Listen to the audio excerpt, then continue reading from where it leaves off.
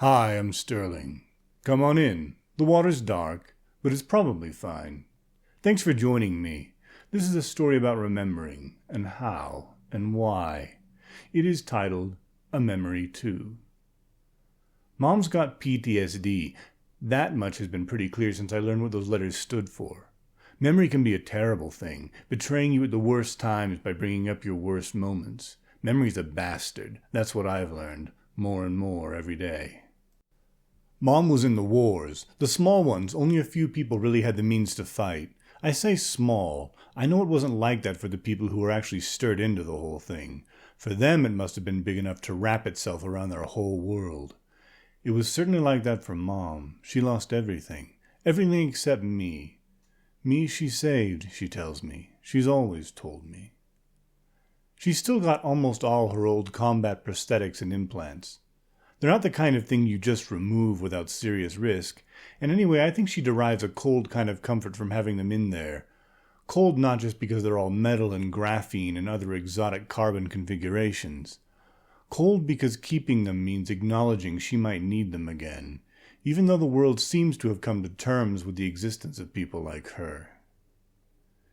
Anyway, Mom's got problems with short-term memory on top of the long-term traumas that keep floating up to the surface to do violence toward her peace of mind.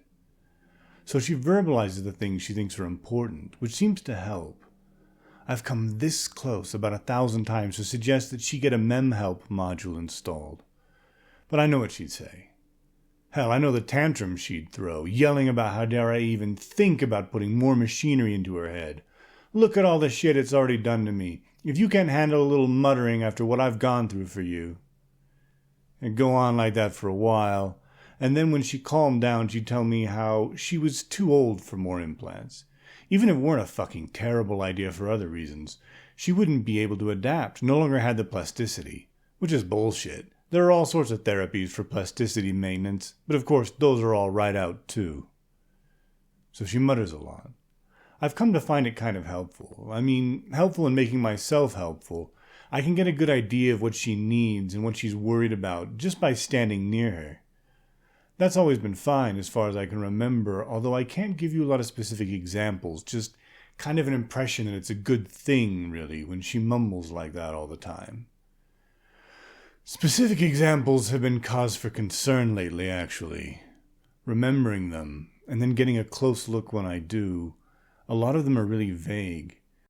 I do this because of this, only I barely remember this, just kind of the idea of this.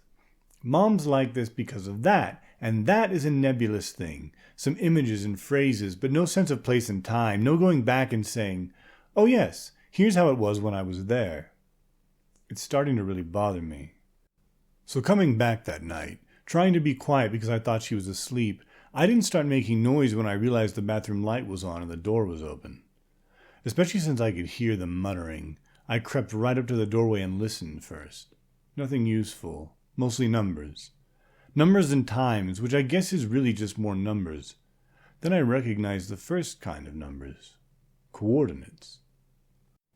Then I recognized some of the coordinates, because that's one of Mom's leftover quirks from the war. She always talks about places in terms of number pairs. This much north, that much west. That's how she made me talk to her too. Never an addresser. I was playing a few meters down the street. It was always those number pairs pulled off my phone in what came to be a habit. So I knew the coordinates she was tracking were mine. Restaurant, theater, bar, home. I remembered that much from the evening. That was habit. My memory for numbers was pretty good. Really good, I guess, come to think of it. I never forgot numbers. Or it seemed that way. Quite the gift. How had I never noticed before? I peered into the bathroom. She was writing the numbers on the mirror in some kind of marker. It was a smart mirror, and she had some kind of data brought up behind what she was writing, but I couldn't see it clearly. Looked more like a spider's web than anything else, a really close-spun and intricate one, but the angle wasn't very good from here. It's still not syncing up, she muttered. He's not holding it in the right order. Memory, memory, memory. I'll have to try a new module. Something about that set off flaring alarms in my head. I don't know why. I opened the door a bit further, stepped into the doorway. Mom? She turned to see me, and her face fell, then sort of softened. "Oh, my dear boy," she said. "I'm so sorry. I'm so sorry I failed you. Here." She picked up her phone, swiped, pressed an icon. I froze. She reached up and detached my brain from my head. My sight cut out, but I could still hear. I guess my ears are attached to that part of my skull. "We'll get you right. I'm not going to let them win. I'm going to have you back all the way. We'll make new memories, better ones." I hope she's right. I'm trying to remember now and it's not working well. I can hear her tinkering. Memory is such a bastard. I can hear her tinkering and I can see traces of something and maybe it's getting better, but now I can't remember any. Hey, thanks for listening. That was A Memory 2, a story I wrote for a writing prompt. The description's got a link to my published books if you'd like to read more. And if you'd like to hear more, hit like on the video, subscribe to the channel, and subscribe to my Substack because the algorithm gods might not notify you otherwise.